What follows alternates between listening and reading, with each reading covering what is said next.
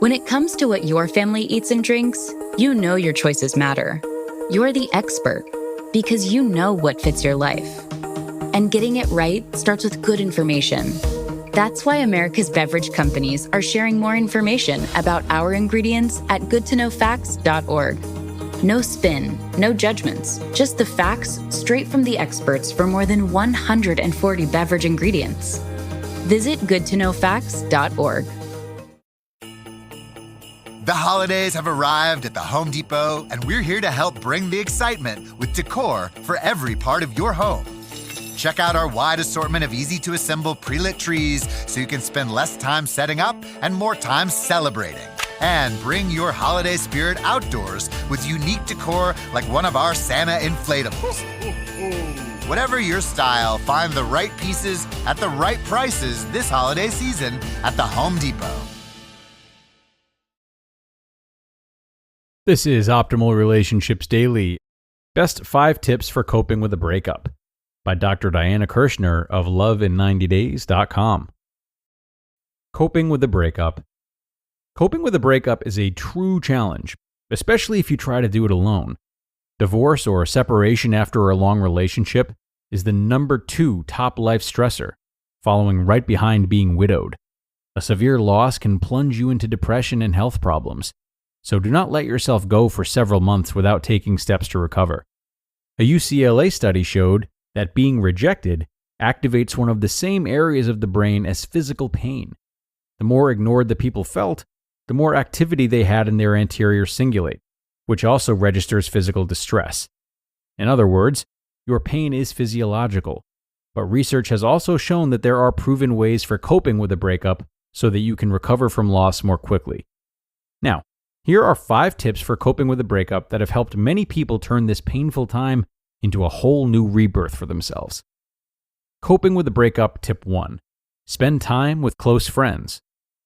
The same UCLA researchers found that spending time and sharing with close friends offset the pain by causing the brain to release natural opioids, which are like painkillers. Coping with a breakup tip 2. Use anger as fuel to better yourself. If you're feeling angry, channel it into kickboxing, lifting weights, or cardio. Exercise lifts your mood and youths your body. You will de-stress, find more peace, and sleep better too. Give yourself a makeover. Initially thinking about how sorry your ex will be when he or she sees how fantastic you've become can fuel for your rebirth. Make yourself more attractive and better inside and out. Coping with the breakup tip 3. Have a new you party. Invite your friends to come over for a new you party where they help give you a makeover. Let them go through your clothes and accessories, getting rid of unflattering stuff and putting together some hot looks for the new you. Ask them for referrals to great hair salons or clothing shops. Find a look that makes you feel great. You can also have a big reveal party for yourself. Coping with the breakup tip 4. Get out there and date off and online. Start as soon as possible, even if you don't feel like it. The sooner you do, the sooner you'll move on. At this moment, your chances of meeting the love of your life could be better than ever. The average marriage now lasts under 7 years, and this means new singles are coming on the scene all the time.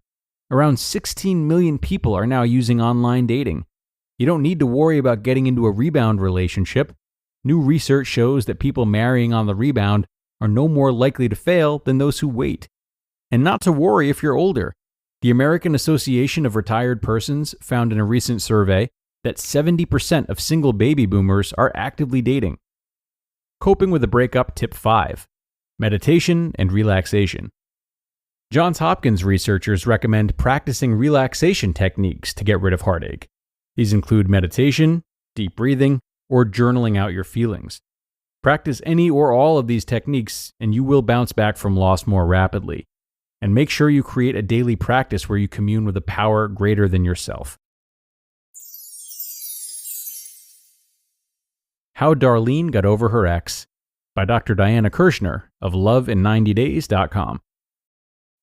I couldn't resist sharing how one of our love mentoring clients, Darlene, got over her ex, a very cruel, self-centered, and stingy ex named Jim, a man who used her and then moved on. Darlene's love mentor suggested one simple exercise that finally helped her so that she got over her ex. Darlene's coach uses an empty chair technique. She told Darlene to sit opposite an empty chair and have an imaginary conversation with Jim. Here's what Darlene said. "You are so classically narcissistic. You only think of yourself.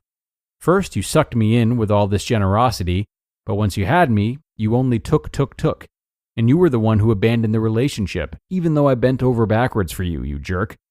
Withdrawing slowly from me to the point where there was nothing left. You stonewalling jerk. Even though you were the one withdrawing, you provoked me into ending it by actually going on match. How humiliating." At this point, Darlene took a pillow and hit the chair that the imaginary Jim was sitting in. Then she continued, "And now I hear you're happy. It makes me so upset. You never deserved me, and I hope in your next relationships you'll get exactly what you dealt out. A lot of BS in a charming voice. You wasted my time and my life these past 2 years. I fell for it. I didn't self-protect. I was too anxious to be in a relationship, and I ignored the signs. I wanted someone else to do the hard work for me." Darlene has a breakthrough. Finally, Darlene had her aha moment, a moment in which she got over her ex. She said, "Well, Jim, I've learned that I have to do it. I'll watch out for myself. I'll speak up for myself." Airing these pent-up issues and feelings really helped Darlene, and she got over her ex. Later that year, she moved forward into a relationship with a terrific guy that she met at church. Bottom line, if you want to get over your ex for good and for all, allow yourself to be with and process your own thoughts and feelings, no matter how painful they are. Surrender them to the universe or the higher power and ask to have them removed. They're not doing you any good, but feel them fully. So, try the empty chair yourself. You can get over a painful relationship and move on. You just listened to the posts titled Best 5 Tips for Coping with a Breakup and How Darlene Got Over Her Ex by Dr. Diana Kirschner of lovin90days.com.